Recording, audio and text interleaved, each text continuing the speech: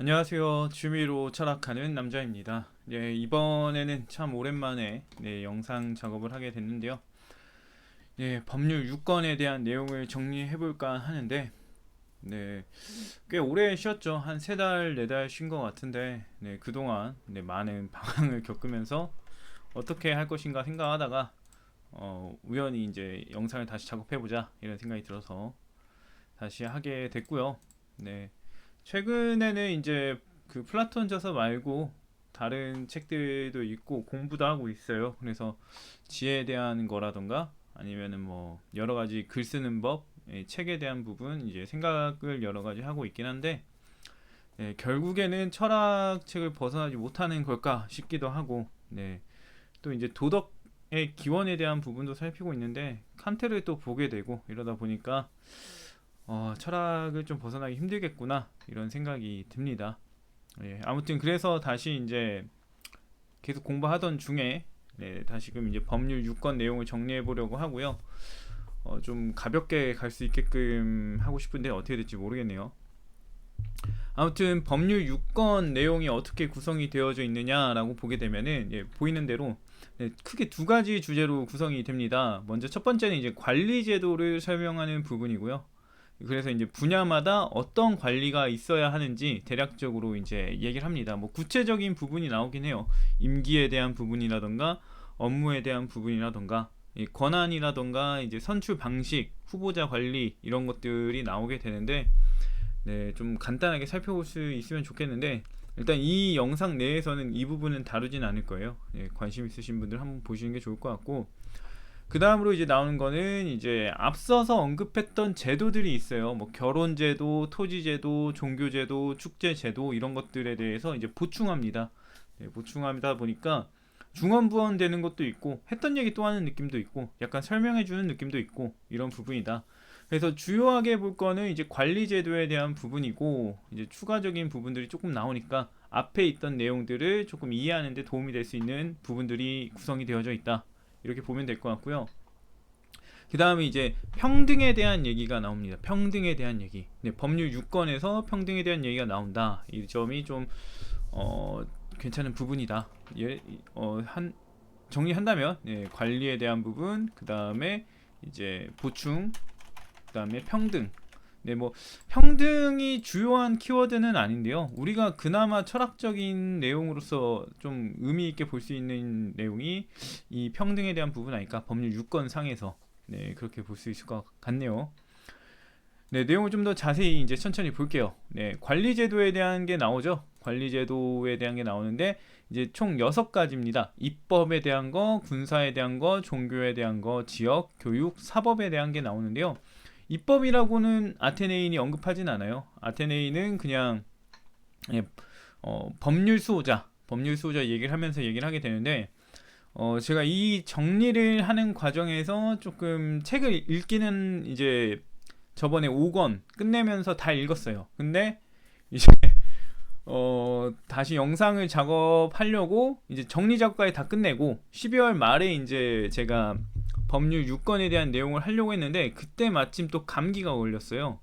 그렇다 보니까 내내 미루다가 이제 한 건데 그렇다 보니까 좀 내용을 정리한 거 말고는 보진 못했어요. 아무튼 그런데 이 법률 수호자에 대한 얘기가 나오는데 이 법률 수호자가 국가에서 말하는 법률 수호자와 같은 건지가 조금 애매해요.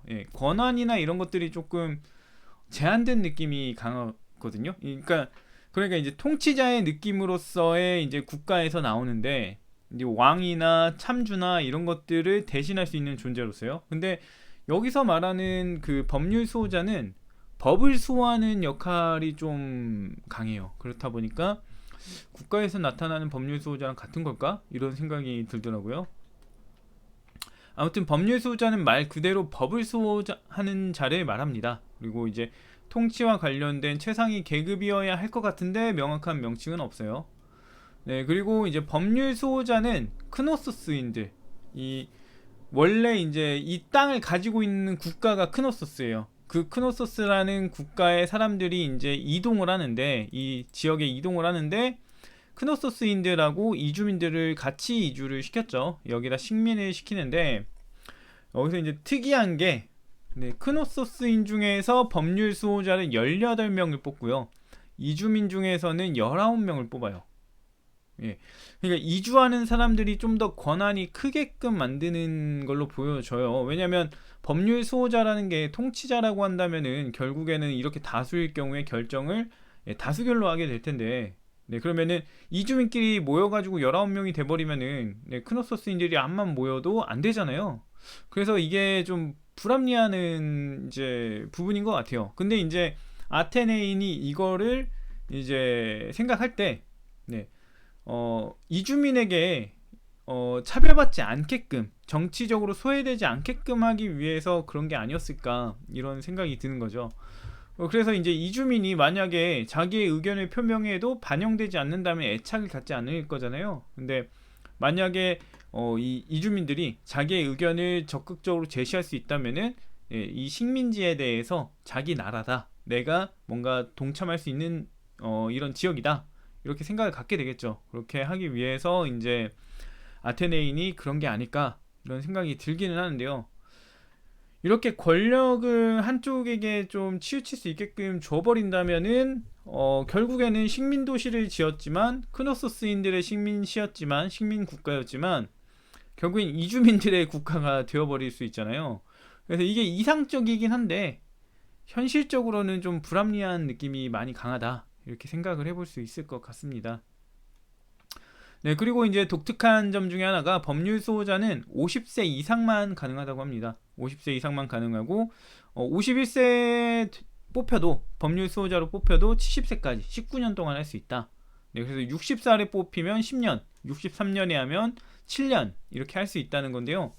이게 어떤 이유에서 그렇게 그 연령의 제한을 뒀는지는 명확하게 나오지 않아요. 이제 뭐 나중에 또 나올 수도 있겠죠. 설명으로서 나올 수 있는데 지금 당장은 뭐 나오는 게 없다, 이렇게 보면 되실 것 같습니다. 그리고 이제 군사 분야에 대한 얘기 나옵니다. 군사 분야에 대한 거 보면 장군, 기병대장, 파견대장, 부적별지휘관, 경무장, 보병지휘관, 공수지휘관, 평의의 구성원 이렇게 나오는데, 평의의 구성원이 되게 저는 보면서 애매했어요. 왜냐면은 얘네들이 파수 업무를 보는 사람들이에요. 파수 업무를 보는 사람들인데, 파수라는 게 뭐예요? 보초 쓰면서 이제 적이 오나 안 오나 이런 것들 감시하고 이런 애들을 말하는 거 아닌가요? 저는 그렇게 알고 있는데, 그런데 이제 또 하는 일을 보면 일반적인 군인이 아닌 거예요. 보면은 국내외 정세에 대한 업무를 담당해요. 국가 내에서 정치적인 문제가 생기는 거를 예방하고 방지하게끔 하는 존재들이고요. 그리고 또 이제 해외 다른 지역에서, 다른 국가에서 뭔가 의견을 요구하거나 이럴 때 이제 담당해서 진행하는 사람들이다라고 이제 언급이 되는 걸로 보여집니다.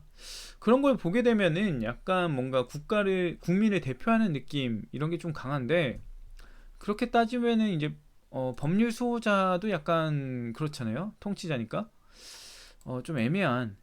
또 이제 평의회 구성원이니까 평의회 의원이 되겠죠. 의원이 될 텐데, 그렇게 따지면 국회의원이 되어야 맞는데 마냥 그렇진 않습니다. 왜냐하면 이 사람들은, 국회의원들은 입법 기능이 있는데 이 사람들은 없어요. 그러니까 법률 수호자는 입법을 또 담당을 하거든요. 법을 수호하고 보완하고 이런 걸 담당하게 되는데, 이 두 가지 법률 수호자랑 그다음에 평의회 구성원, 이 두 업무를 갖추게 있는 게 국회의원 아닐까? 이런 생각이 드는데, 제가 뭐 정치적인 부분을 잘 아는 게 아니기 때문에 어떤 느낌인지는 명확하지가 않습니다. 그 다음으로 이제 얘기가 나오는 거는 이제 부족별 지휘관이에요. 부족별 지휘관. 이 부족별 지휘관도 좀 독특해요. 왜냐면은 장군, 기병대장, 파견대장, 경무장, 중수 이렇게 따지고 보면은 전부 다 이제 병과별 지휘관인데, 여기만 지금 병과와 무관한 부족별 지휘관이에요. 이게 좀 색다르죠. 이게 왜 이렇게 부족별 지휘관을 뒀는지에 대한 설명이 없습니다. 이 플라톤이 자기가 그렇게 책에서 말한 것처럼 설명도 하고 그 다음에 법칙도 제공하고 이런 식으로 해야 된다라고 말은 해놓고 실제 자기 글에서는 그걸 반영을 안 했죠. 그래서 아테네인은 자기가 말한 대로 하지 않는 사람이다, 이렇게 볼 수가 있고요. 그래서 제가 생각을 했을 때 뭐든 다 저만의 생각인데, 제가 생각을 했을 때 결과적으로는 부족끼리 모여야 끈끈하게, 그 다음에 이제 그 뭐라 그러죠? 뭐 겁이 나더라도 옆 사람을 지키기 위해서 뭔가 좀 더 노력하게 될 수 있는데, 같은 부족 사람이니까요. 동네 사람일 거 아니에요. 그러니까 그럴 수 있는데 그냥 섞어놔 버리면은 오히려 그 전우회라던가 이런 것들이 좀 떨어질 수 있으니까 이런 지휘관을 두고, 그래서 병가별 지휘관들, 이 기병대장이 있으면 이 밑에다가 이제 부족별 지휘관이 있는 거죠. 이 부족이 이 국가엔 12개가 있으니까 12 지휘관이 있겠죠. 그래서 기병대장이 이 부족별 지휘관들한테 명령을 하는 거죠. 야, 너희들 이렇게 해. 그러면은 이 부족별 지휘관이 자기 부족의 군인들을 데리고 가서 이제 그 기병대장의 명령을 따르게 되는 그런 형태가 아닐까, 이런 생각을 해봅니다. 뭐 물론 더 정확한 게 있을지 모르겠는데 아무튼 저는 그렇게 봅니다. 그래서 그 다음으로 이제 기병대장을 볼게요. 기병대장에서 재밌는 점, 특징만 볼 건데요. 기병대장을 뽑을 때 보병이 보는 앞에서 뽑게 된다라고 합니다. 근데 그 이유는 역시 없어요. 이런 부분이 이제 좀 미흡하다 이렇게 얘기를 해놓고서 자기는 안 합니다. 아무튼 그렇고, 이게 이제 보병이 보는 앞에서 뽑는 이유가 뭘까, 이런 생각을 해보는데요. 아무래도 보병이 이제 몸빵을 하고 있으면은 기병대가 나타나서 이제 보병을 지원하는 형태가 될 텐데, 보병을 좀 아끼고 그런 사람을 뽑으라고 이제 눈치를 주는 게 아닐까. 이런 보병의 시선을 느끼면서 기병대장 뽑아라. 기병대가 빨리 나타나야 보병에게 이제 좀 긍정적인 영향, 그 다음에 자기 생명을 지킬 수 있는 그런 부분을 제공하기 때문이 아닐까라는 생각은 들지만 잘 모르겠습니다. 아무튼 그렇고요. 그 다음에 이제 제가 앞서 말했던 중요한 부분, 6권에서 가장 중요한 부분이라고 말했던 중용과 평등에 대한 건데, 사실 중용 자체는 그렇게 이제 특별하게끔 뭐 중요하다 이렇게 생각은 안 들어요. 근데 평등에 대한 이 입장이 되게 좋다라는 생각을 했는데요. 일단 저는 이 그 아테네인이 말하는 이 평등에 대한 이야기에 굉장히 공감을 많이 했습니다. 뭐 저한테 불이익이 있든 뭘 하든 간에 아무튼 공감을 했다. 그래서 내용을 보면 참주 정체에서 이제 그 관리를 뽑을 때 자기가 원하는 사람 뽑잖아요. 근데 왜 추첨을 한다고 했는지 모르겠어요. 제가 봤을 때 참주 정체의 추첨과 민주 정체의 투표를 통해서 관리 등용을 이루는데, 이게 이제 그 정치적인 중용, 뭐 관리 등용의 주용 이런 걸 하는 거로 이제 아테네인이 한 것 같아요. 그게 맞는지는 잘 모르겠는데, 그렇죠. 뭐 그럴 수도 있겠죠.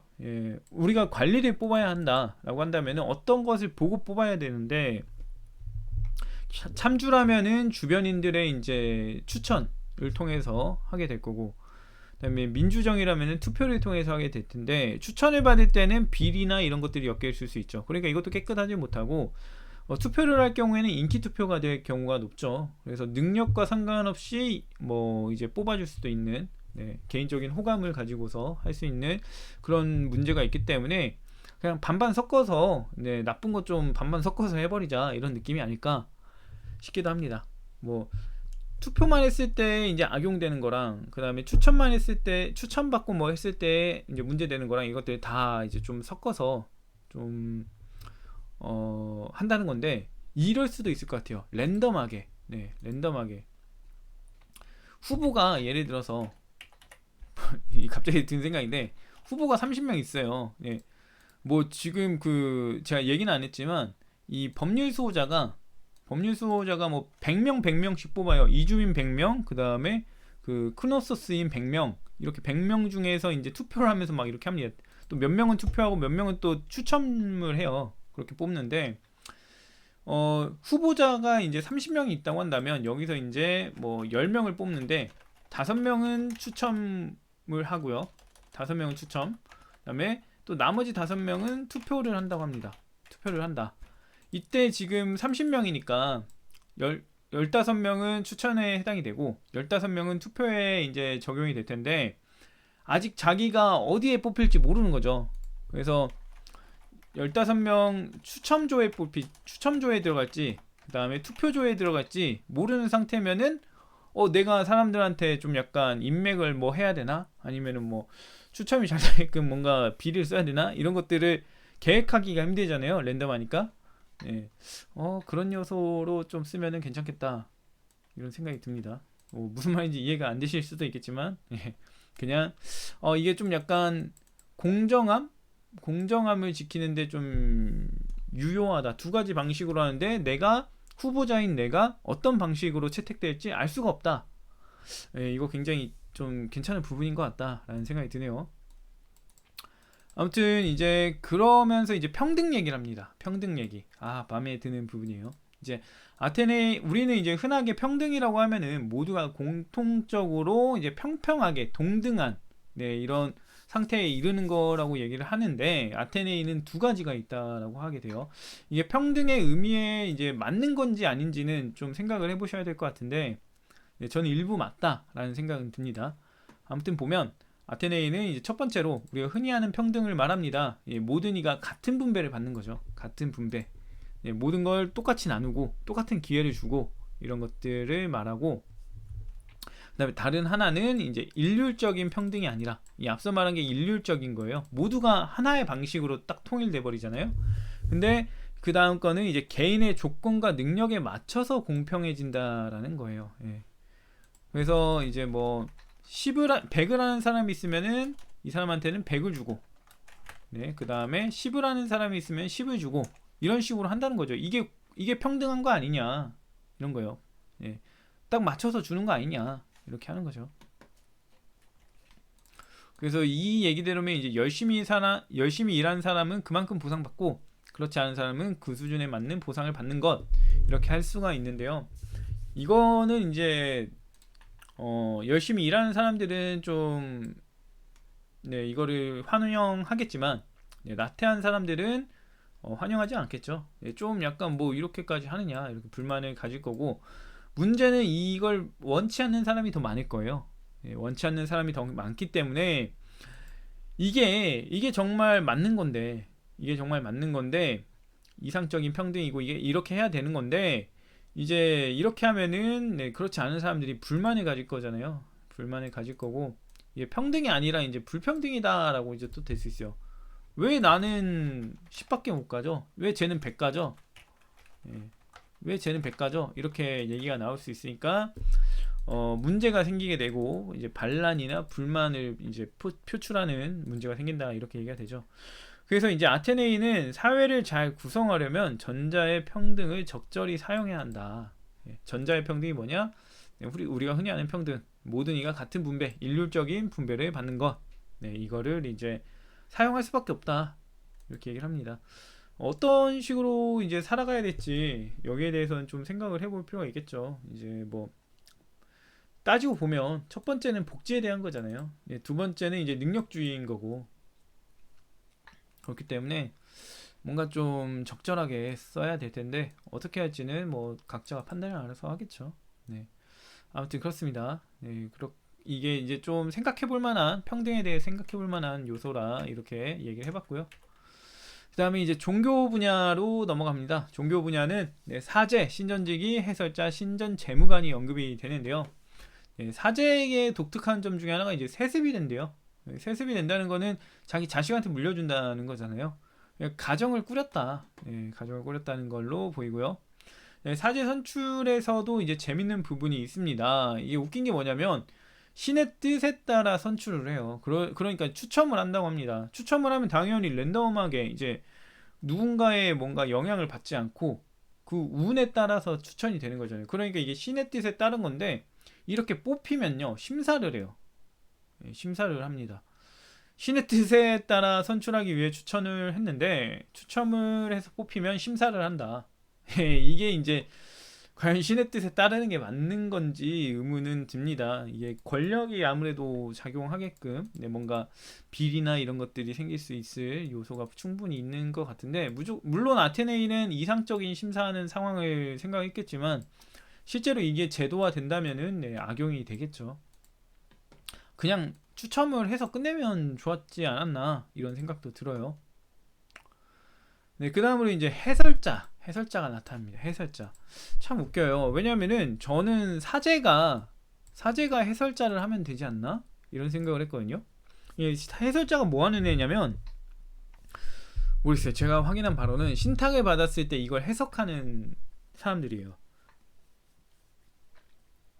그래서 이 해설하는 직책인데 왜 사제가 하지 않을까요? 사제는 뭘 할까요? 그러면 사제는 신을 위한 기도, 이 제사와 관련된 업무를 담당하고, 해설자는 그 신탁을 받았을 때 그 풀이를 하는 존재다?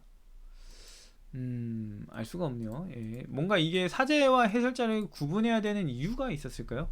네, 뭐 명확하진 않습니다. 그냥 생각만 해보는 거죠. 그 다음 볼게요. 이제 지역 분야입니다. 지역 분야. 지역 분야라는 것도 없고요. 사실 이 분야를 제가 나눈 거는 제가 임의로 나눈 거지 뭐 의미가 없어요. 그냥 제 생각이 이렇게 나누면 될 것 같다 이거고, 이 식민국가의 지역은 이제 세 부분으로 구성이 됩니다. 어떤 영역이냐면 이제 농촌의 영역, 도성의 영역, 시장의 영역이 되는데, 이 세 부분으로 구성이 돼서 이 영역들을 다 감독하는 사람들이 생겨요.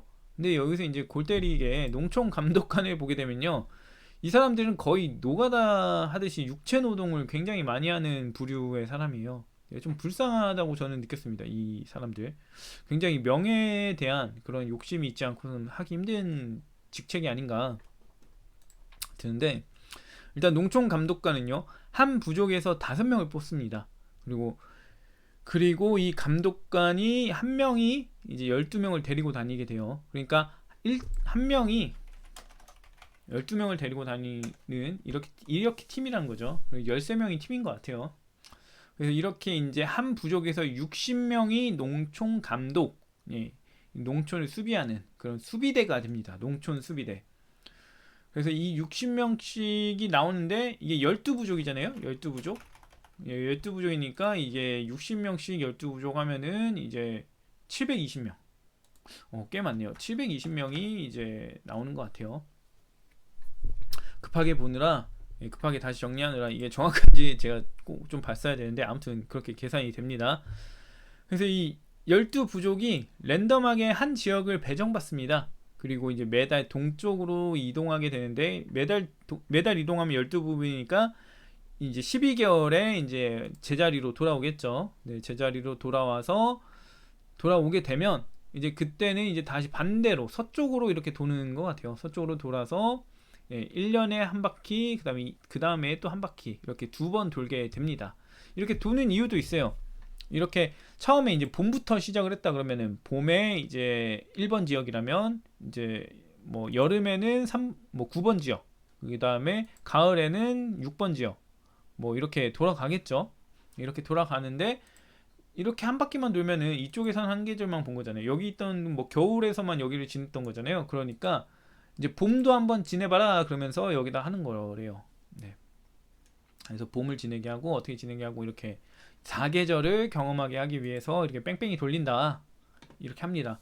그리고 이 과정에서, 이렇게 돌아다니는 과정에서 풀무장을 해야 돼요. 풀무장. 무기, 창, 방패 이런 거 다 들고 돌아다녀야 한다. 좀 고된, 뭔가 좀 고된 느낌이 있습니다. 고된 느낌이 있고, 굉장히 또 여러 업무를 봐요. 여러 업무를 보는데, 어떤 업무를 보게 되느냐, 이제 방어를 위한 시설을 구축하고 정비합니다. 방어를 위한 시설을 구축한다, 정비한다. 여기서부터 이제 뭔가 힘이 들어 보이죠. 뭔가 공사를 해야 되는, 토목 공사를 해야 되는 내용이 보이고, 게다가 길을 만들어야 합니다. 길을 또 이제 적은 다니기 힘들게 하고 아군은 잘 다니기 좋은 길을 만들어야 되는데, 제가 이 얘기를 보고서 과연 어떤 길이 그럴 것인가 생각을 해봤는데 모르겠어요. 어떤 식으로 해야 이게 잘 될까. 물론 이 토목과 관련해서 잘 아시는 분들은 뭔가 아이디어가 있을지 모르겠는데, 가는 사람은 편하고 오는 사람은 불편한 그런 길이라, 이거는 굉장히 묘안이 있어야 되지 않나 싶습니다. 내리막길이면 되지 않을까요? 내리막길? 내리막길이면 될 것 같아요. 내려갈 때 편하고 올라갈 때 힘드니까, 그럼 좀 높게 쌓아라. 그 농촌에서 도시로 갈 때 좀 높게 해라, 이런 느낌인가요? 아무튼 그렇습니다. 그리고 이 사람들은 이제 수자원을 또 활용하게 해야 합니다. 도성 안으로 물을 또 이제 공급을 해야 돼요. 그러니까 물길도 파고 그 다음에 물 관리도 하고 수자원 관리도 하고 그 다음에 지하수도 또 해야 되고 온천도 파야 되고 토목공사 전용 직책이에요. 네, 좀 되게 힘들어 보이는 직책입니다. 좀 불쌍한 느낌이 있어요. 근데 그에 반해서 도성감독관이나 시장감독관이나 이런 사람들은 예, 좀 약간 화이트 칼라 느낌이 나고 예, 농촌감독관은 약간 노가다 하는 사람들, 토목공사 하는 사람들 노가다라고 하면 좀 그럴까요? 아무튼 그렇습니다. 뭐 힘드니까 문제죠. 예, 힘드니까 문제인 거지 뭐 다른 직업에 대한 얘기는 아닌 거고 아무튼 그렇습니다. 이렇게 이제 이런 업무도 보고요. 그 다음에 이제 재판도 합니다. 재판도. 이건 이제 농촌 감독관이 하게 되는데 12명 데리고 같이 할 때도 있고, 네, 아닐 때도 있고, 재판도 본다. 그 다음에 아까 말했던 것처럼 공사업무 보기 때문에 이제 좀 기피할 것 같아요. 누가 이런 개고생을 할까? 네, 맨날 이렇게 돌아다녀야 되죠. 한 달에 한 번씩 이렇게 지역을 돌아다녀야 되고 돌아다니면서 이제 다리도 놓고 뭐 길도 정비하고 뭐 공사도 하고 근데 한 달 만에 끝날까요, 그게? 물론 이 12지역을 이제 다 도니까 60명씩 이렇게 한 바퀴씩 도는 거잖아요. 결국 이제 어, 이 지역을 1번 부족이 하고 이 지역을 2번이 하는데 1번이 이쪽으로 가는 거죠, 나중에. 그러면 2번 부정이 좀 대충 해놓으면 1번 부정이 덤탱이 씌우는 거잖아요. 그래서 뭔가 좀 이 서로 이 720명 12부족의 이제 농촌 감독관이 좀 서로를 잘 위해서 일을 좀 같이 해야 되지 않나. 그래서 좀 뭔가 팀풀 뭔가 서로를 존중하고 배려하고 일을 좀 덜어주려고 하는 그런 게 없다면 완전 이거는 누군가 일 열심히 하는 사람은 피를 볼 이런 구조인데 12부족에 720명이고 그 중에서 이제 5명씩 하면은 또 몇 명인가요? 60명. 60명이 한 뜻으로 감독관만 60명이잖아요. 60명의 감독관이 한마음 한뜻으로 이런 시설 구축 사업을 잘 할 수 있을까? 하면은 저는 이게 좀 약간 갈등이 많이 생길 만한 그런 게 아닌가라는 생각이 듭니다. 좀 안 좋게 보여져요.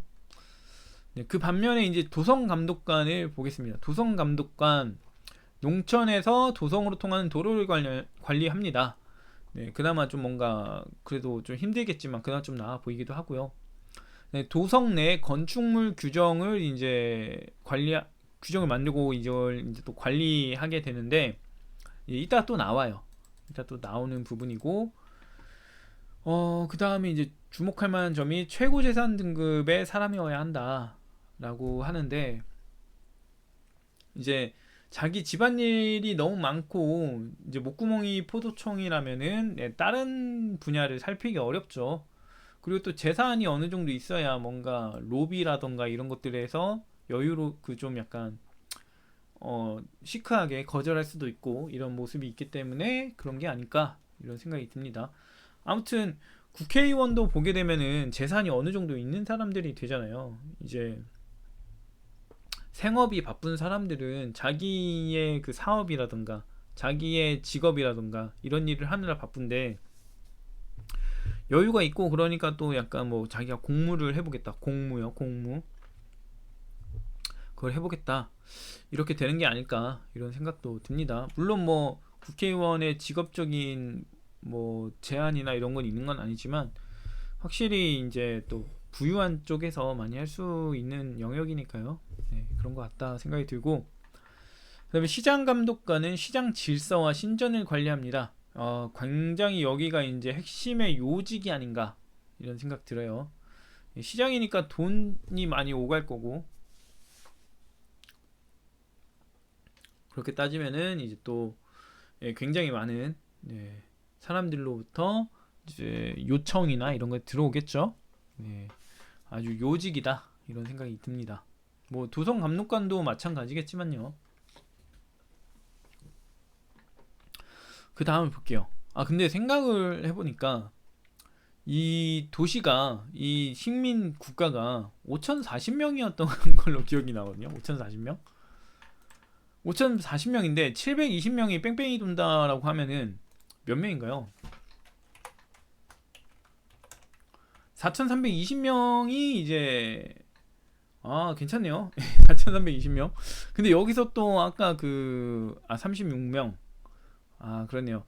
좀 상당한 숫자가 아직 남아 있네요. 전 720명 빠지면은 또 굉장히 많은 사람들이 뭔가 어, 공무원으로서만 구성된 국가가 아니었을까, 이 국가가, 이 생각을 해봤는데 아무튼 아니었네요.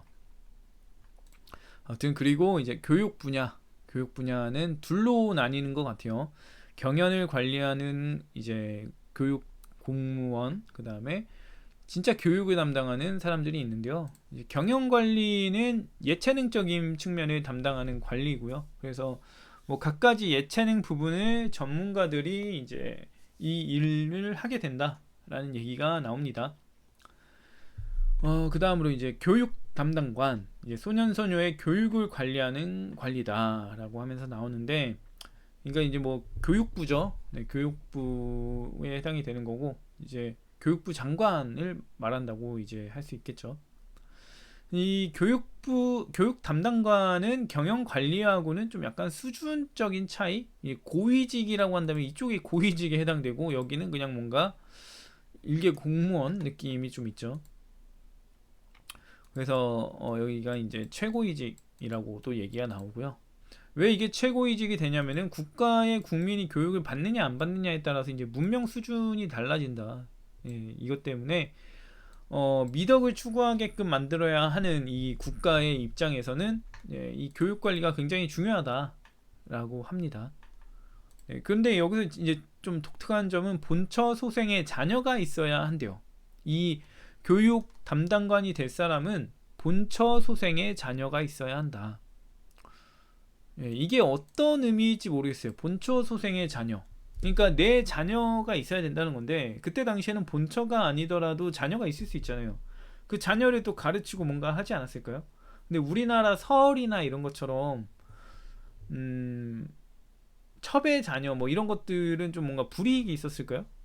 잘 모르겠는데, 아무튼 이런 조건을 단 게 이제 자기 자녀 교육을 해본 사람이어야 하는 걸까? 이런 생각이 듭니다. 자기 자녀 교육도 해본 사람이 이제 애들한테 필요한 교육이 뭔지에 대해서 좀 더 직접적으로 알지 않겠느냐, 이런 거죠. 자녀가 없으면은 자녀 교육을 어떻게 할 것인가에 대한 고민이 적을 거 아니에요. 그렇다 보니까 그런 부분 때문에 이런 요소를 넣은 건가, 이런 생각이 듭니다. 그 다음으로 이제 사법 분야입니다. 사법 분야. 사법 분야는 이제 사법 제도에 대한 얘기가 먼저 나와요. 사법을 담당하는 관리에 대한 얘기는 안 나오고 안 하려고 하고, 제도에 대한 얘기가 먼저 나오는데, 이제 제도에 대한 부분을 보게 되면요. 일단은 판단을 급하게 할수록 쟁점을 제대로 보지 못할 수 있다. 쟁점을 제대로 보지 못할 수 있기 때문에 재판의 속도는 느리게 진행하고, 쟁점을 제대로 파악하고 말해줄 수 있는 사람을 찾아서 자기 변호를 맡기거나 해야 된다. 이제 변호사에 대한 얘기를 하는 거겠죠. 가까운 사람, 나의 사정을 잘 파악해줄 수 있는 사람을 찾아라, 이런 얘기 나옵니다. 그리고 이제 재판은 3심제. 이제 처음에 뭐라 그러죠? 갑자기 기억이 안 나네요. 아무튼 3심제에 따라 재판이 이루어지고요. 그 다음에 기본적으로는 재판은 고위 관리가 진행을 합니다. 근데 이때 소송 당사자가 고위 관리님, 저의 이 문제에 대해서 법정에서 재판을 해줬으면 좋겠습니다, 이렇게 요청을 하면 그때 이제 해준다라고 합니다. 이게 이제 좀 색다르죠. 지금 같은 경우에는 우리를 재판할 사람을 선출하지는 못하잖아요. 요청하지 못하잖아요. 그런 거 봤을 때는 재판관이 이렇게 한다. 근데 뭐 인구가 적으니까 이런 일도 가능하겠죠. 아무튼 그렇고, 그 다음에 대법관이 있습니다. 대법관은 그 3심제의 마지막 재판을 위해서 필요하다라고 하고요. 이 최종 재판 담당자는요, 임기가 1년 이상인 사람, 그러니까 대법관이 되려면 일단 임기가 1년 이상인 관리여야 돼요. 예, 그래야만 이제 대법관이 될 수 있고, 이 사람을 이제 추천하고 이제 뽑게 되는데, 이 뽑은 사람은 진짜 이 사람이 잘하는지를 방청하면서 자기가 확인을 하는 것 같아요. 예, 이 사람이 정말 잘하나 못하나 이런 거 확인을 한다. 네, 그 다음으로 이제 국가에 대한 범죄, 국가에 대한 범죄를 저지르게 되면은 대중이 참여합니다. 대중이 참여하면서 진행을 하게 되는데요. 왜냐하면 이제 국가에 대한 범죄를 저질렀다는 것은 결국엔 국가의 모든 구성원, 모든 시민에 대한 범죄이기 때문에 그렇다라는 거죠. 그리고 만약에 사적인 소송이 있다면 부족 법정에서 하게 된다. 예, 이런 겁니다.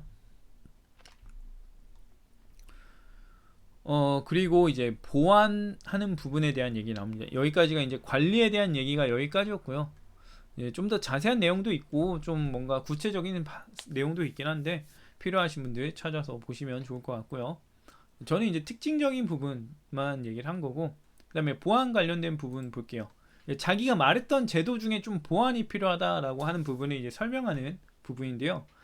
이제 아테네인이 아니라 아테네인은 입법을 해도 결국에는 보완이 필요하다. 시대가 흐르면서 뭔가 바뀔 거고, 문화가 생기면서 또 바뀔 거고, 이런 게 있으니까 이 후계자들, 입법자는 자신의 후계자들인 이제 법률 수호자들이겠죠. 법률 수호자들이 이제 국가와 시민이 미덕을 갖추게 하는 게 이제 법의 목적이니까, 그에 따라서 이제 추가적으로 생기는 법들, 이제 보완해야 될 법들을 검토하고 이제 보완해라, 이렇게 얘기를 합니다. 그러면서 사람들이 좋은 것이라고 부르는 것을 용인해서는 안 된다라고 하는데, 사람들이 좋은 것이라고 하는 건요, 이제 미덕하고 반대되는 것들이죠. 왜냐면 이제 뭐 나태한 거, 편리함을 쫓는다던가 이런 것들을 사람들은 좋다, 편한 게 좋지, 굳이 어려운 일 해야 되냐, 이런 얘기 하는데 그런 것들을 용인하면 안 된다라고 합니다. 네, 그래서 사례로 이제 편리를 추구하면서 불의를 행하는 거, 이거는 용인하면 안 된다. 이게 이제 국가에서 얘기가 나오잖아요. 국가에서 불의를 저지르지 말아야 될 이유를 알려달라. 불의를 저지르면 얼마나 돈도 잘 벌고 뭐 사회적으로도 평판도 생길 수 있고 그러는데, 정의로워야 될 이유를 말해봐라, 이렇게 하게 되거든요. 예, 그런 면에서 편리를 추구하면서 불의를 행하는 거, 이거는 이제 안 된다. 이런 거 허용하면 안 된다 얘기하는 거죠. 이제 그 다음엔 수에 대한 겁니다. 수 5040.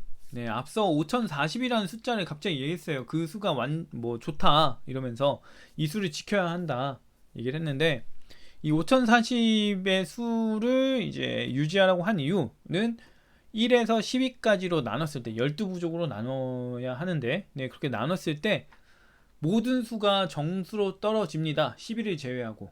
네, 그 얘기 했었죠. 제가 했었는데, 네, 정수로 떨어지기 때문에 이제 이렇게 해야 된다. 곧 분배를 하기가 편하다 이거예요. 분배하기 편하다. 네. 어떤 수를 가지고 이제 뭐 3으로 나눠서 뭔가 분배해야 되거나 이렇게 했을 때 나누기가 편하다. 그래서 얘기를 하는 거고요. 11로 이제 정수가 떨어지지 않으면 2가 남게 되는데, 그 2는 버린다. 2였나 4였나? 아무튼 그런데 그건 버린다라고 하네요. 그래서 이제 국가적으로 뭔가 나눌 때 용이하다, 이 얘기를 하게 되고요. 그 다음에 집회에 대한 얘기합니다. 종교적인 면에서 12신을 국가의 12지역으로 나누고요. 부족들은 재물을 바칠 목적으로 매달 2번씩 모입니다. 정기 이제 집회가 있다는 거죠. 이렇게 만나는 이유는 친목을 위한 건데, 자주 봐야 이제 친밀감이 생기고, 그래야 이제 같은 국가의 사람이다라는 동질감을 느끼고, 또 서로 너무 좀 소원해지지 않아야, 그 계속 지속적인 관계가 있어야만 끈끈한 유대가 생기잖아요. 네, 그렇기 때문인 거고. 그 다음에 결혼에 대한 거 볼게요. 결혼과 관련하여 좋은 결혼을 위해 신부와 신랑과 그 집안의 정보가 필요하다고 한다. 예, 그러니까 신부 집안에 대한 정보 필요하고요. 신랑 집안이 어떤 집안인지도 알아야 되고요. 그 다음에 신부에 대한 정보였었나? 기억이 안 나네요, 갑자기. 아무튼 그 모든 정보가 필요하다라고 합니다. 올바르게 판단하기 위해서는 사실 이게 좀 중요하죠. 결혼을 하게 될 때 신랑이든 신부든 간에 어느 한쪽 집안에 빚이 상당하다. 이러면은 현대에서도 지금 네, 빚이 많으면은 결혼을 할지 말지를 고민하게 되고 그렇게 된단 말이에요. 그렇기 때문에 이게 좀 중요한 정보죠. 예, 결혼하고 나서 이제 신랑 집안이 빚더미에 있다거나 뭐 신랑 집안이 말했던 거랑 다르다거나 이러면은 결혼 다시 생각했을 건데 예, 이런 정보 정확하게 필요하다. 이렇게 나오고요.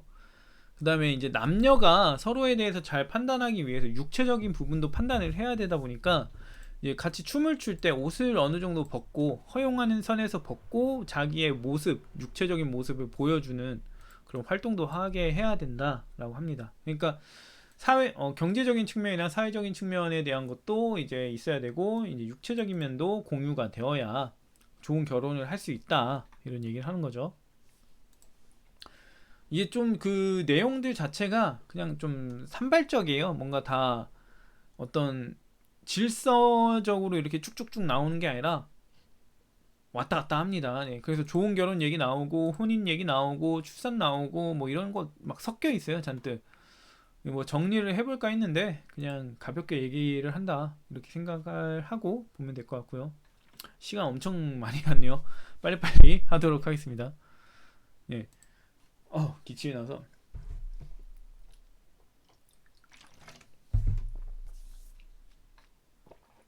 물 한 잔 마시고 합니다. 제사와 관련해서 얘기가 나오는데요. 이 제사 담당자에 대한 얘기 나오는데 이게 좀 희한해요. 사제가 아닌가 봐요 또. 예. 아무튼 제사 담당자는 10년의 경력이 필요하고요. 이제 법은 이제 보안이 필요하다고 했잖아요. 보안은 어떻게 하냐면 입법자와 상의하거나 아니면은 입법자가 죽었을 때는 법률 수호자하고 상의해서 보완해라라고 합니다.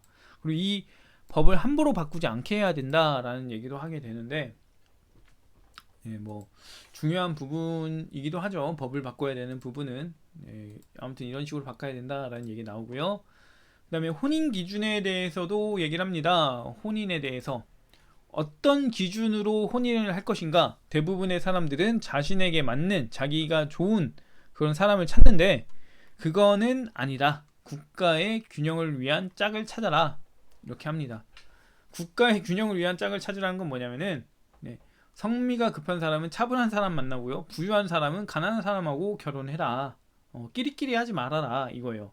급한 사람은 급한 사람이 편하잖아요. 그러니까 자기랑 맞는 사람 찾으면은 급한 사람 만났기 때문에 계속 급한 유전자만 쌓여갈 거고 차분한 사람끼리 또 쌓여가는데 서로 다르니까 또 파벌이 생길 거 아니에요. 그럼 또 이제 분쟁이 생길 수 있고 분란이 생길 수 있고 그러니까 계속 섞어버리는 거예요. 계속 섞어버리는.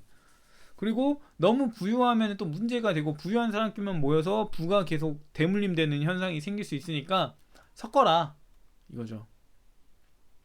좋은 생각이기는 해요. 저도 이걸 보고서 정말 결혼이라는 것에 대해서 이렇게 판단해야 되나 이런 생각도 들긴 했었거든요. 나라를 위한 뭔가를 해야 되나 이런 생각도 해봤는데 아무튼 뭐 이런 것도 있다. 예. 지금 우리나라는 인구 문제 때문에 혼인에 대한 부분 이런 거를 좀 강조할 수도 있을 것 같기는 해요. 인구가 이제 많이 사라지고 있는 시점이니까요. 아무튼 그렇고 그 다음에 비혼에 대한 처벌 나옵니다. 비혼. 예, 결혼하지 않을 경우 벌금을 부과하고요. 사회적으로 존중받지도 못합니다. 어느 행사나 이런 데 불려가지도 못해요. 예, 좀 약간 이제 안 좋은 경우로 가는데요. 아무튼 그렇고 그 다음에 혼수, 약혼, 결혼식 진행에 대한 얘기 나옵니다. 온갖 잡다한 게 나와요. 예. 근데 이게 구체적으로 나와서 좀 재밌기도 해요. 예. 혼수 금액은요 재산 등급별로 한도가 있습니다. 근데 초과해서 쓰고 싶다 그러면은 뭐 100만 원을 초과하고 싶다 그러면은 100만 원을 봉헌하면 쓸 수 있어요. 결과적으로 200만 원 쓰는 거긴 한데 돈 많은 집에서는 그런 것이 뭐 신경 쓰겠어요. 네, 그러니까 뭐 할 수 있다 이렇게 볼 수 있고 약혼 권한에 대한 얘기합니다. 이제 여자의 약혼 권한 누구한테 있냐? 라고 했을 때 처음에는 이제 북에 아빠 라인에 있어요. 아빠 할아버지 있고 그다음에 북에 남자가 없는 경우면은 모계의 남자, 이제 삼촌이나 외할아버지 뭐 이런 사람들로 가는 거죠. 이쪽으로 가게 된다. 이렇게 얘기를 하는 거고, 그다음에 결혼식에는요 남녀 친지 5명을 부르라고 하는데 5명이라는 게 지금 그 남자 측 5명, 여자 측 5명일까요? 아니면은 전체에서 5명일까요? 이게 잘 모르겠더라고요. 아무튼 그렇고 이 결혼식 진행 과정은 해설자에게 물어서 진행을 한다고 합니다. 이거 해설자가 굉장히 다양한 역할을 하죠. 네, 그 다음으로 이제 부부의 음주인데요. 결혼식에서 음주를 해서도 안 되고요. 출산을 위해서도 음주를 하면 안 됩니다. 왜냐면 음주를 하면은 잘못된 성격의 아이를 가질 수도 있기 때문이에요. 음주하면은 좀 약간 사람이 헬렐레 팔렐레 하잖아요. 그 상태에서 애를 갖게 되면은 애가 그런 성질을 받게 된다 이거예요. 그러니까 늘 몸가짐을 정갈하게 하고 늘 대비해라. 좀 좋은 상태로 만들려고 노력해야 된다. 이런 얘기 하는 거고요. 결혼식에서 음주를 해서 안 되는 이유는요. 부부가 시작할 때부터 음주를 하면 칠렐레 팔렐레 하면서 시작을 하게 되는 건데 이 경우는 시작이 안 좋은 거다 얘기하는 거죠. 그래서 그렇게 하면 안 된다. 네, 그 다음으로 이제 신혼집에 대한 얘기합니다. 신혼집. 신혼생활은 뭐 1구역에서 살았다면은 2구역에서 시작을 한다던가 3구역에서 한다던가 이렇게 떨어진 지역에서 시작을 한다 얘기를 합니다. 네, 근데 이걸 보게 되면은 네, 좀 약간 좀 문제라고 생각이 드는 게 뭐냐면 예를 들어서 1번 지역에 100명이 있었어요. 2번 지역에 100명이 있었어요. 여기서 이제 애를 낳으면은 애를 50가구라고 한다면 50가구라고 한다면 여기서 애가 2명씩 나오면은 또 이제 50가구에 2명이니까 100명이잖아요. 200명 되는 거잖아요. 200명 되면은 여기서 결혼해가지고 이제 또 이쪽으로 옮길 텐데 여기서 또 옮길 텐데 그 인구가 감당이 될까요? 모르겠어요. 네, 아무튼 모르겠습니다. 네, 아무튼 네 제가 관여할 부분이 아니죠. 네, 아무튼 그다음 볼게요. 말하고 싶었던 게 이렇게 계속 이제 다른 지역 보내고 하다 보면 인구 유지가 전혀 안 될 것 같아요. 뭔가 더 늘어나면 늘어나지. 뭐 물론 늘어나는 만큼 사라진다면 문제가 없겠지만 과연 그게 말처럼 될까요? 잘 모르겠네요. 네. 아무튼 그렇고 그 다음에 노예 제도에 대해서 얘기가 나오는데요. 노예제도, 이 노예를 이제 그 당시에는 부재산의 일종으로 봤죠. 그래서 재산에 대한 얘기를 좀 덜 했다 그러면서 노예제도 얘기가 나오는데 좋은 제도라고도 하고 나쁜 제도라고도 하고 이렇게 얘기를 한다고 합니다. 왜 그러냐면 훌륭한 노예를 둔 경우에는 이제 주변인들, 나의 지인들보다도 목숨을 바쳐서 나를 구해준다던가 이런 것들을 해주지만 이제 나쁜 경우에서는 노예들이 모여서 반란도 일으키고 강도도 이제 되기도 하고 그러니까 이제 문제가 될 수 있다. 예, 비천하다 이렇게 얘기를 합니다. 그래서 이제 좀 잘 운영해야 된다라고 하게 되는데 그렇게 어떻게 해야 되냐면 노예를 이제 오만하게 대하지 말고 갑질하지 말아야 된다 얘기를 합니다. 이렇게 해야만 이제 노예도 자기가 존중받고 어느 정도 대우받는다고 해서 이제 그 좀 잘 대하려고 하는 미덕을 갖추게 된다라는 건데 이것도 뭐 좋은 얘기만 했을 때 좋은 경우만 생각해 봤을 때 그런 거죠. 예. 이미 내가 노예란 사실에서부터 불만이 있는 사람은 언젠가 저 주인을 내가 제칠 것이다 이런 생각을 할 수도 있는 거니까요. 아무튼 그렇고 그 다음에 이렇게 오만하게 대하지 말고 갑질하지 말아야 되는 그런 거는 약자를 대할 때 보여야 할 태도다. 예, 그래야 이런 것들이 이제 사회에 만연해야 미덕이 통용될 수 있다라고 얘기를 하게 됩니다. 그리고 이제 적절한 처벌도 있어야 하고 노예에게 농담을 해서는 안 된다라고 하는데요. 괜히 친밀해졌다가 좀 나한테 막 부려먹으면은 네, 안 친했다면 그냥 부려먹으면 그냥 그럼 해야 되겠다 하는데 친한 사람이 부려먹으면 또 그 기분이 또 다르잖아요. 네, 그렇기 때문에 이런 거 하지 마라. 네, 얘기 나오는 거고 주거 관련된 부분 볼게요. 주거 계획에서 이제 신전의 위치, 관청, 청사, 법정의 위치를 말하는데 신전은 높은 곳에 위치하고요. 그 옆에 관청이 있고 법정이 있습니다. 이렇게 되어져 있고 성벽 세우는 거에 대한 얘기 나오는데요. 성벽을 세우면 사람들이 이제 겁쟁이가 되고 좀 약간 싸우려고 하는 그런 경향이 안 생기기 때문에 성벽을 세우면 안 된다 얘기를 하게 되고요. 그리고 만약에 성벽이 필요할 것 같다, 방어 시설이 필요할 것 같다라고 한다면 도성 내 이제 건축물들, 집들 있잖아요. 그거를 규격화해서 성벽처럼 배치하면 된다. 이렇게 얘기를 합니다. 네, 그래서 이렇게 성벽은 세우면 안 된다 얘기를 하고, 그리고 이제 도성 감독관이 이런 건축물들을 관리하면 된다. 그래서 거주자들이 관리하고 뭐 땅을 팔거나 집을 개보수하거나 이런 거는 못하게 하고 처벌하면 된다. 이런 얘기 나오고 뭐 이제 벌금에 대한 얘기도 나오고 합니다. 그 다음으로 공동 식사인데요. 네, 공동 식사는 그 법률 1권에서부터 시작이 됐죠. 근데 이게 도대체 어떤 의미로서의 공동 식사인지 모르겠어요. 뭐 이제 그리스 전문가, 고대 그리스를 좀 깊게 보시는 분들이라면 알 수도 있을지 모르겠는데, 계속 나오는데 도대체 어떤 의미로서의 이 기능을 하는지 모르겠어요. 근데 제가 그냥 생각을 해보는 거는 사회적 유대하고 그 다음에 공동 식사를 하는 과정에서 이제 규율에 대한 부분, 그 다음에 훈계하는 부분이 나타나는 게 아닐까 이런 생각이 들어요. 왜 그렇게 보냐면은 여자들은 공동 식사를 하지 않거든요. 근데 여기에 대해서 이제 여자들을 공동 식사를 시켜야 된다라는 얘기를 하게 돼요.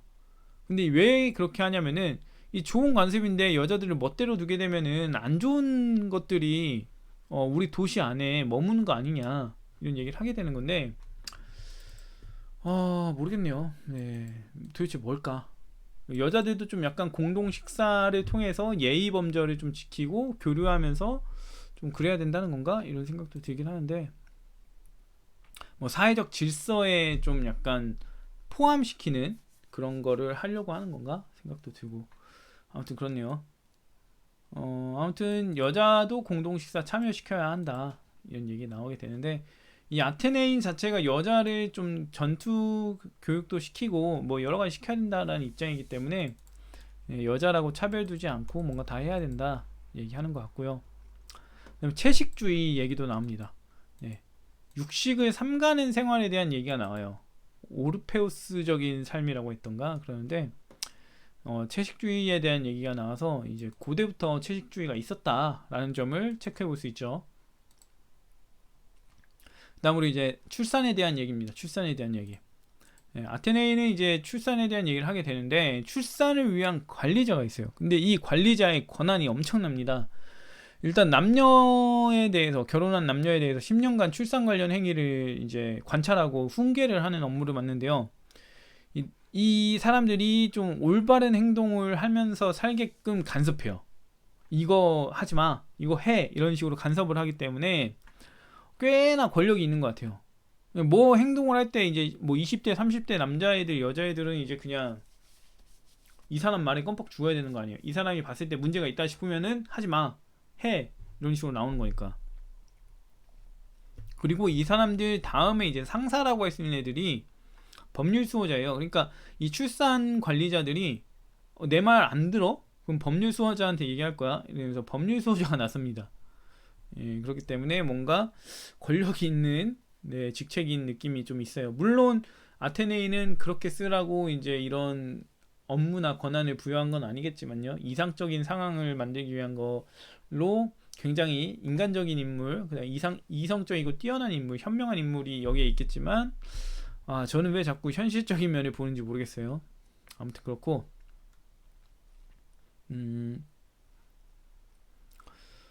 아무튼 이 사람들 이제 법률 수호자하고 출산 관리자의 말을 듣지 않으면요, 그 사람들은 이제 폭행을 당해도 네, 뭐 신고할 수도 없고 그냥 맞을 수밖에 없어요. 사람들도 때린 사람을 잘했다라고 하는 상황이 놓이게 됩니다. 그래서 굉장히 무서운 직책의 사람이에요. 무서운 사람이에요. 이 사람들은 완전, 네, 도끼를 품고 다니지 않을까요? 뭔가 돌아다니면서 저 새끼들 잘못했네 그러면서, 네, 좀 지적하고 좀 무서운 사람들이다. 그렇고요. 그 다음에 이제 또 신선한 부분, 네, 결혼 후 10년간 아이가 생기지 않으면 적당한 선에서 이혼을 하게 되는데요. 이 10년 동안 지켜보는 게 맞을까 생각이 들어요. 일단 이 결혼 적정 연령을 제가 안 했네요. 결혼 적정 연령이 있는데 여기 나오네요. 이 부분에다가 제가 같이 넣어버렸군요. 적정 결혼 연령이 여자가 16세에서 20세고 남자는 30세에서 35세예요. 10년이라면은 26, 30, 40, 45이거든요. 그럼 40, 45 남자가 적정한 그 출산 연령일까요? 잘 모르겠어요. 예. 일단은 30에서 35세 꽤 늦죠. 일반적으로 생각했을 때 결혼을 좀 남자도 빨리 하고 여자도 빨리 하는 거를 말하는데 나이 차이가 꽤 납니다. 예, 나이 차이 꽤 난다. 뭐 근데 이게 잘못된 걸까 나쁜 걸까 이걸 떠나서 일단 뭐 일본 같은 경우는 35 남자가 뭐 25 여자 만난다던가 이런 경우들이 있잖아요. 물론 그게 좋은지 나쁜지는 모르겠지만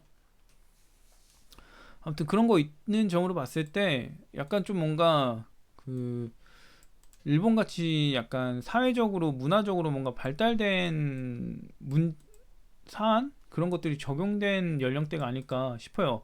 그러니까 남자가 30세부터 그렇게 되는 거는 이제 뭐 일을 한다던가 뭔가 자기 스스로 뭔가를 할 수 있는 나이가 30세라고 보기 때문인 것 같아요. 네, 그래서 그런 것 같은데 모르겠습니다. 아무튼 다시 보면 성행위에 대해서는 간통에 대한 처벌과 성행위에 대한 규제가 나타나는데요. 성행위를 좀 절제해라 이런 얘기가 나오는데 성문화하지 않습니다. 그러니까 좀 알아서 지켜라 이거죠. 알아서 좀 지켜라 이런 거고. 근데 뭐 이제 또 절제를 잘하는 사람 칭찬한다 이런 얘기 나옵니다. 그리고 이제 출생신고와 사망신고는 이제 그 호적에 기록하듯이 등본에 기록하듯이 뭐 등본에 넣듯이 이런 것들을 하게 된다라는 얘기가 나오게 되고요. 사회적으로 이제 뭔가 할 수 있는 연령에 대한 게 관직에 취임하는 거는 남자는 30세, 여자는 40세부터 가능하고요. 남자는 군복무를 20세부터 40년간 합니다. 60살까지 한다는 거죠. 40년까지 군대에서 활용할 수 있는 자원을 60살까지 생각한다. 뭐 모르겠습니다. 네, 아무튼 그렇고요. 그 다음에 이제 여자들도 이제 군복무를 할 수는 있어요. 근데 출산을 마친 다음에 뭐 출산을 마친다는 게 도대체 어느 연령대까지 말하는지 모르겠어요. 그러니까 그 나라 자체에서 그 인구수의 동향을 봤을 때 몇 명을 낳아야 된다, 몇 명을 낳지 말아야 된다 이런 게 있는데 뭐 따지고 보면은 어떤 해는 이제 뭐 출산을 안 해도 되는 해가 있지 않을까요? 안 해도 되는 해가 있을 수 있죠. 그런 경우에는 여자들이 출산 안 할 거고 또 갑자기 할 때 되면 하고 그런 건가? 좀 좀 희한합니다. 그러니까 예를 들어서 지금 뭐 2023년에 100커플이 결혼을 했다고 해봐요. 100커플이 결혼을 했으면은 2024년에도 또 결혼을 할 거 아니에요. 네. 그러면 또 100커플. 그러니까 임신이 가능한 게 200쌍이 되고 이게 10년이 되면은 1000쌍이 된다 이렇게 될 수도 있잖아요. 뭐 너무 많다 그러면은 뭐 한 10커플 이렇게만 해도 되고요. 그러면은 좀 약간 계산이 어려워지지 않나 이런 생각도 드는데 뭐 이 사람들은 애를 낳고 이 사람들은 안 낳고 이 사람들은 낳고 이 사람들은 안 낳고 이런 식으로 관리한다는 건가? 잘 모르겠습니다. 아무튼 좀 약간 저는 이게 뭔가 싶은 내용이 나오긴 하지만 제가 뭐 여기에 대해서 더 생각을 해보지 않는 이상은 더 공부해보지 않는 이상은 정확하게 뭐 어떻다 말하기는 어려운 것 같고 아무튼 법률 6권은 이런 식의 내용으로 구성이 되어져 있어요. 그래서 이 관리 등용과 관련된 부분에 대해서 좀 약간 옛날에는 어떤 관점이었는지 알고 싶다라면 봐도 좋을 법률 6권이고 그리고 이제 평등에 대한 부분이 제가 괜찮았다라고 했죠. 이건 한번 생각해 볼 만하다. 이게 과연 평등이 맞을까? 이건 평등이 아닐까? 이런 것들 생각해 볼 만한 것 같고, 또 뭐가 있을까요? 뭐 그렇게 중요한 내용이 많진 않아요. 그냥 흥미로운 생각 이런 것들이 좀 있는 것 같고, 5040 숫자도 그렇고, 결혼에 대한 것도 그렇고, 혼인 혼인도 약간 좀 그렇긴 한데, 이것도 약간 좀 그러면은 자유를 박탈하는 거니까 문제가 될 수 있고, 음주, 신혼집, 노예제도도 딱히, 뭐 성벽에 대한 얘기, 이것도 도시 계획이나 이런 거 하는 사람들한테는 좀 유효할 수 있겠죠. 뭐 이런 얘기 있잖아요. 뭐 고층 건물 지하 같은 경우는 뭐 군용으로 쓰기 위한 것도 있고, 뭐 빌라 지하가 반지하로 됐던 이유는 뭐 전쟁 때 활용하기 위한 거다, 뭐 이런 얘기 있으니까, 그런 의미로 좀 약간 느껴지는 것 같고, 공동식사 도대체 왜 전쟁에서 도움이 된다고 하는 걸까요? 서로의 위계 질서, 명령 질서, 그런 것들이 성립이 돼서 그런가? 남자들끼리 모여가지고 식사를 하게 되면은,